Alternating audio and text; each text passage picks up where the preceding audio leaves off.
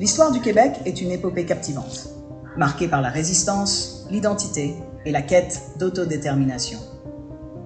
Depuis les premiers colons français jusqu'au débat contemporain sur l'indépendance et la préservation du français, le Québec a su se forger une identité distincte en Amérique du Nord.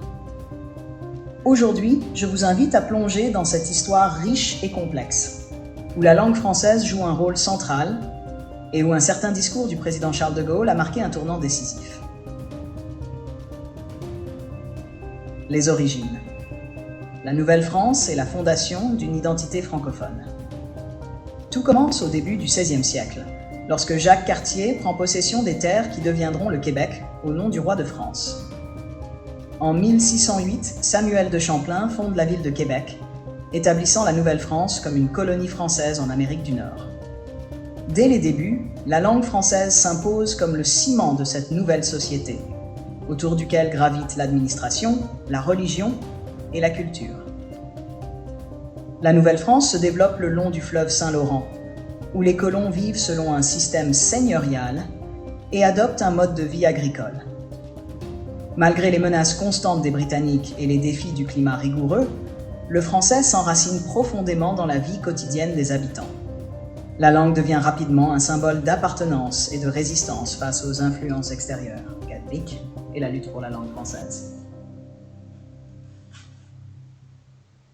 En 1763, la guerre de 7 ans s'achève avec le traité de Paris, par lequel la France cède la Nouvelle-France à la Grande-Bretagne.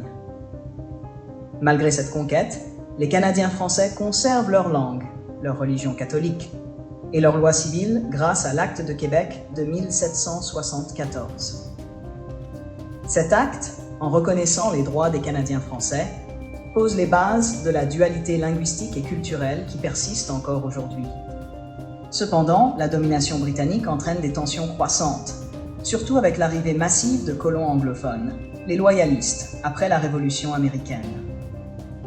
Le Québec, alors appelé Bas-Canada, devient un territoire où les francophones luttent pour préserver leur identité face à une majorité anglophone en croissance. Cette résistance culmine lors des rébellions de 1837 et 1838, où les patriotes, menés par Louis-Joseph Papineau, se battent pour plus d'autonomie et un gouvernement responsable. Le 19e et le 20e siècle. Une identité francophone en mutation. Avec l'acte d'union de 1840, le Bas et le Haut-Canada sont fusionnés pour créer la province du Canada uni. Une tentative britannique d'assimiler les Canadiens français en les noyant dans une majorité anglophone. Pourtant, loin de disparaître, la culture et la langue française continuent de se développer, notamment à travers l'éducation, la littérature et la religion. En 1867, le Québec devient l'une des 4 provinces fondatrices de la Confédération canadienne.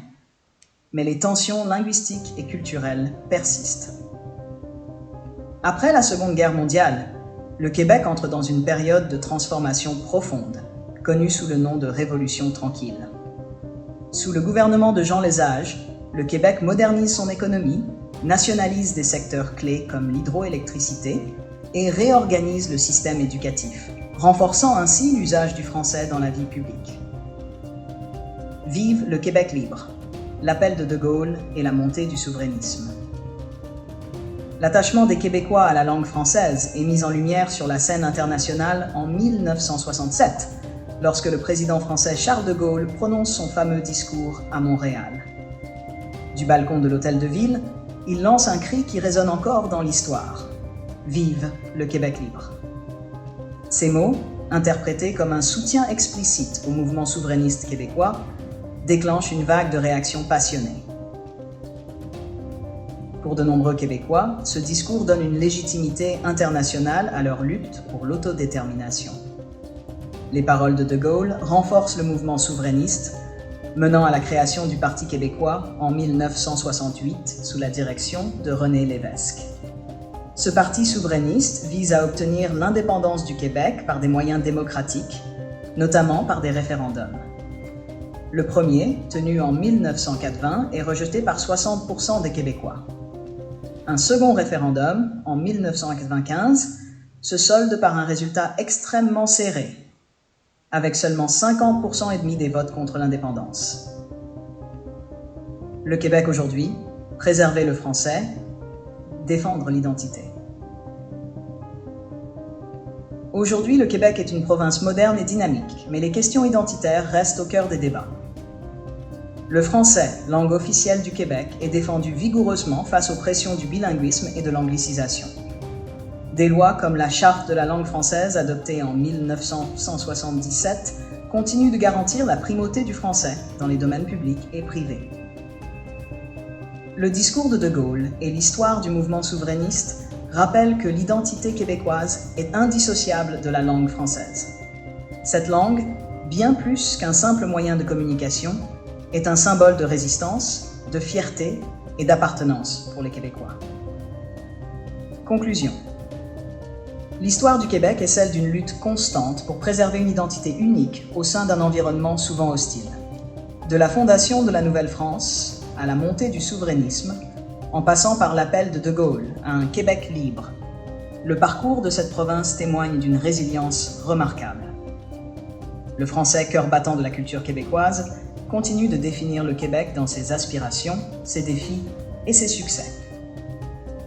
Merci d'avoir exploré cette histoire avec moi et à bientôt pour de nouvelles découvertes historiques.